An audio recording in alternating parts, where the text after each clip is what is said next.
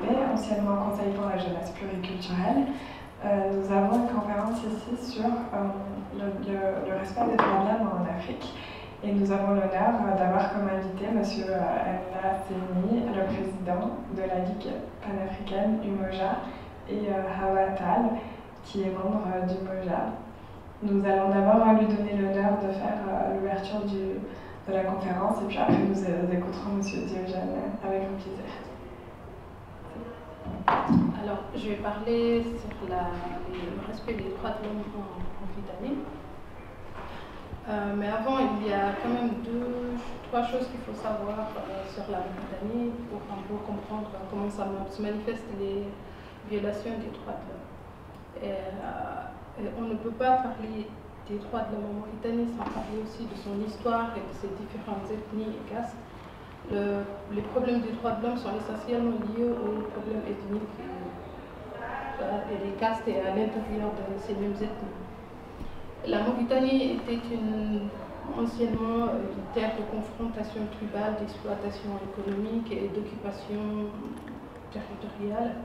Avant la colonisation, c'était un terrain de razzia, de sorte que toutes les populations qui vivaient dans cette zone-là se sont repliées de l'autre côté du fleuve, au Sénégal, pour échapper aux morts. Et les morts, ce sont un mélange de tribus arabes venus du nord avec les conquêtes islamiques et des berbères noirs, et c'est ce qu'on appelle chez nous les arabes ou les bleus.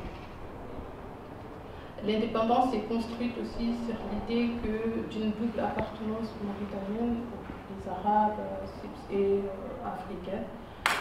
Et dans les faits, tous les dirigeants qui se sont succédés et qui sont toujours de la même ethnie arabe se sont tournés vers une identité plutôt maghrébine.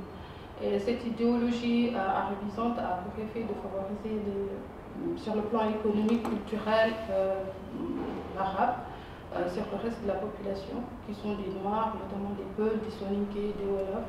Il y a aussi des Arakites qui sont des descendants d'esclaves arabes et qui, eux, subissent des discriminations plus sur le plan social et économique. Et dès le début des indépendances, il y a eu des mouvements qui se sont formés, des mouvements de Noirs pour dénoncer les discriminations qui sont basées d'abord sur la langue. En 1966, le manifeste des 19 parlait de l'arabisation de l'enseignement qui avait pour effet de favoriser les élèves arabes sur les Noirs, vu que eux c'était leur langue maternelle et que les autres devaient apprendre l'arabe pour pouvoir faire des études. Et ces 19 cadres qui sont signataires seront arrêtés et séquestrés. Et en 1986, c'est aussi la période où les violations des droits humains furent commises avec la plus grande brutalité.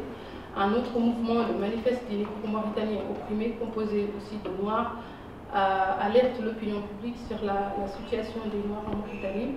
Là aussi, il y a eu des arrestations, des emprisonnements, et beaucoup de gens, d'intellectuels, ont été transférés dans une prison au sud du pays, dont l'écrivain Tel Youssouf Gueye et l'ancien ministre Diko Tafsir, Alassane Omar, Abdul Koudous, ils sont tous morts là-bas. Et en 1989, un conflit entre le Sénégal et la Mauritanie éclate, et l'État mauritanien profite pour expulser des dizaines de milliers de Noirs mauritaniens, essentiellement de l'ethnie Peul, vers le Sénégal. Et la Mauritanie nie ainsi leur appartenance à leur pays. Leurs terres, leurs maisons, leurs bétails furent confisqués et donnés aux Arabes.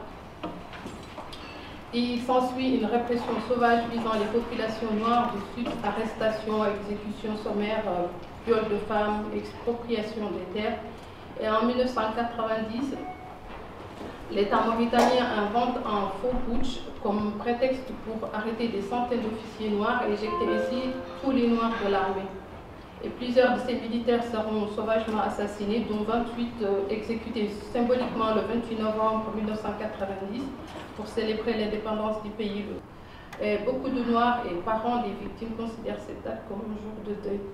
Les veuves, les orphelins, les militaires se battent encore aujourd'hui pour que la lumière soit faite sur cette tragédie en cours.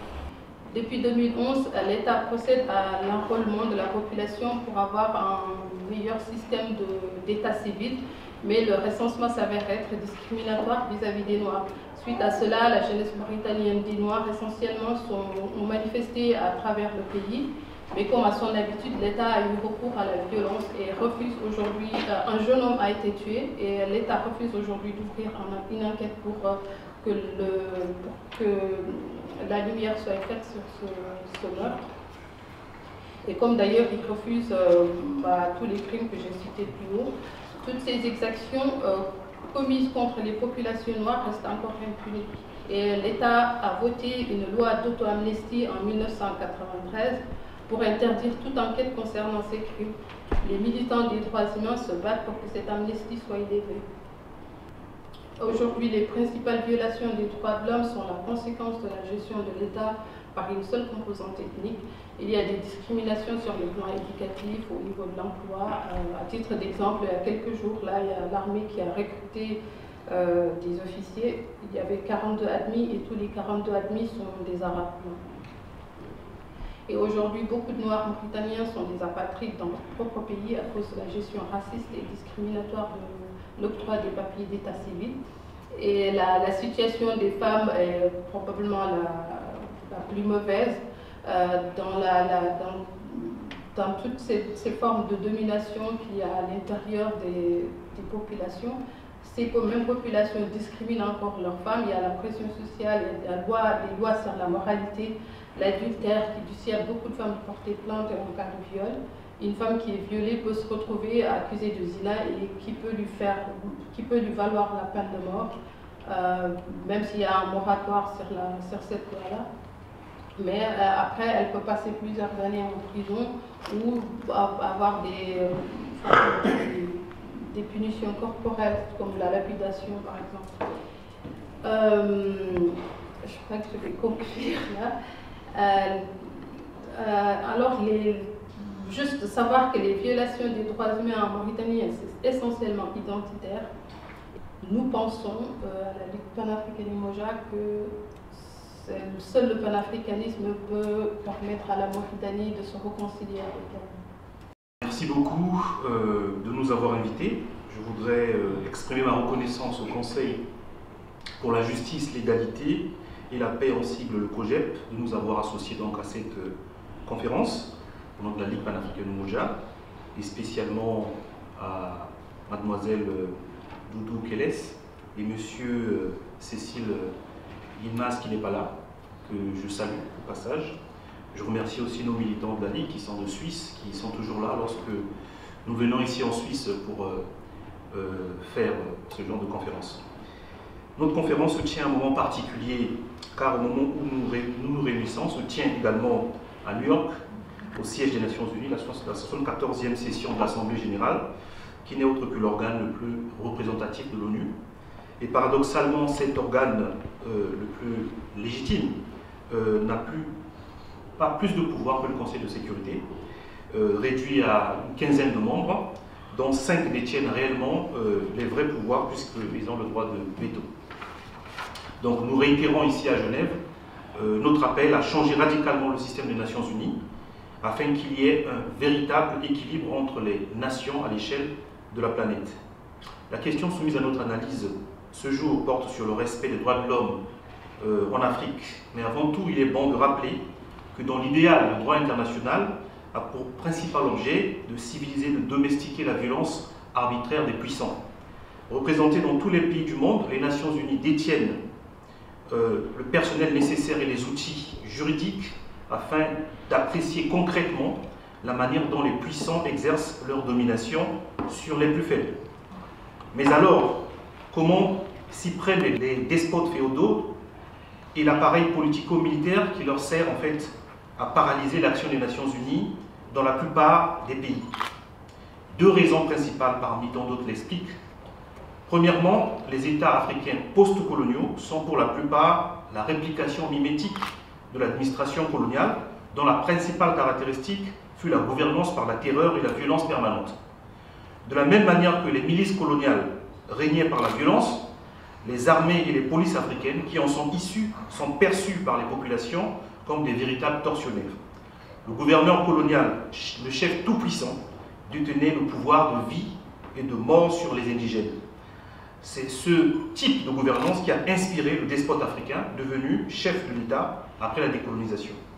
Deuxièmement, n'ayant pas rompu avec les anciennes puissances coloniales, dont la plupart ont des pouvoirs conséquents au sein des Nations Unies, comme le Conseil de sécurité d'ailleurs, tant que le despote africain garantit leurs intérêts, il échappera donc aux sanctions internationales en matière de violation des droits de l'homme dans son pays.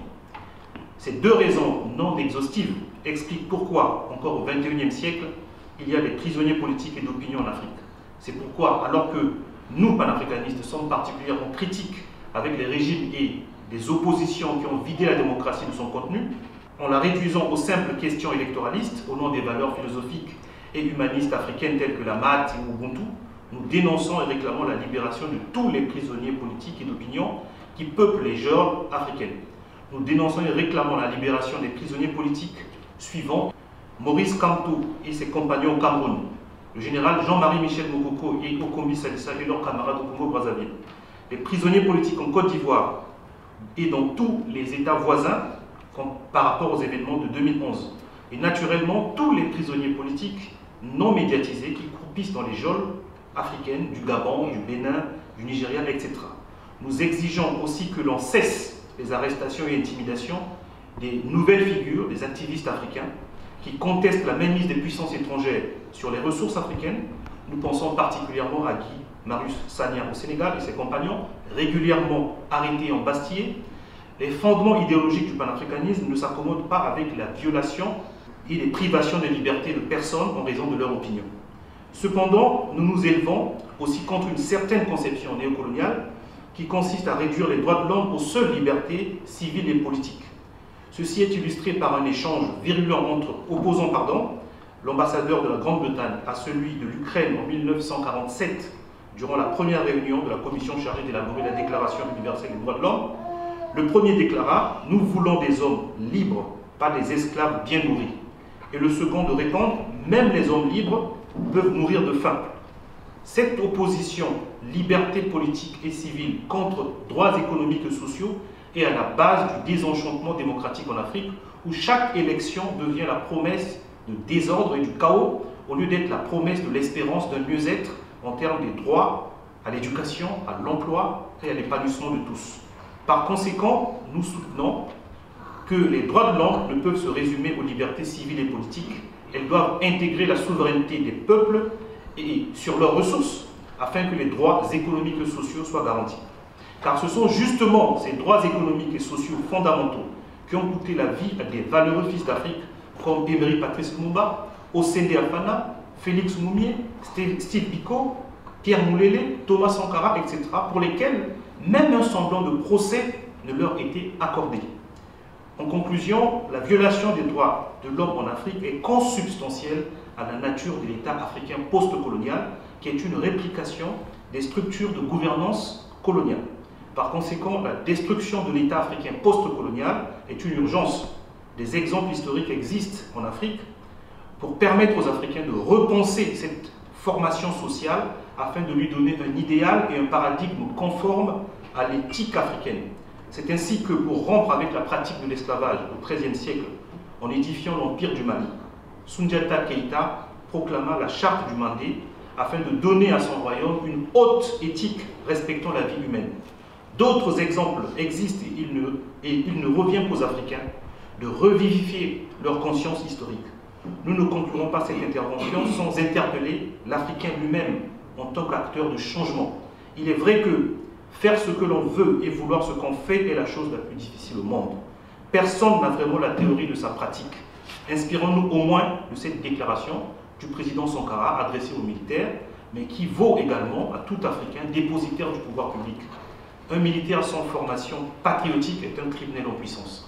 Au mot d'Yanimou, je vous remercie.